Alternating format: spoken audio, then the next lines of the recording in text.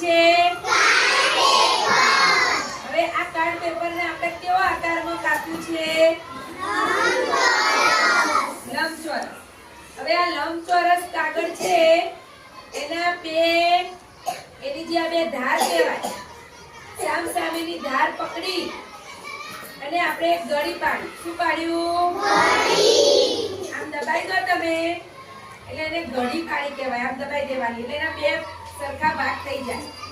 આમ ખોલીએ જો આવા લંબચોરસ હતો એની ગળી પાડી તો કયો આકાર બન્યો? ચોરસ. હવે આપણે ખોલીશું તો આ એક ચોરસ દેખાય છે ને? હવે ખોલીએ તો કેટલા ચોરસ થયા? એટલે હવે આપણે જે ચિત્ર દોરવાનું છે એ એક જ ભાગ દોરીશું અને એના બે ભાગ બની જશે. જો મેં એક જ બાજુનું મોઢું દોર્યું છે, દેખાય છે? હવે જ્યારે હું કાપીશ એટલે એના બે આકાર બનશે. હવે આ મોઢું આમ કરી જે પ્રમાણે આપણે દોર્યું હોય એ પ્રમાણે એનું કટિંગ કરી દેવાનું.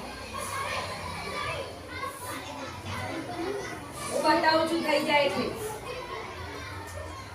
આપણે જેનું મોઢું બનાવવું હોય એનું ચિત્ર દોરવાનું. તમારે કૂતરાનું બનાવવું હોય તો કૂતરાનું દોરવાનું, બિલાડીનું બનાવવું હોય તો બિલાડી, વાંદરાનું. તમને જે ચિત્ર સારું આવડતું હોય એનું ચિત્ર બનાવવાનું એટલે એનું મોઢું બની જશે, એનું મોઢું બની જાય. મોઢાને શું કહેવાય? મોઢું.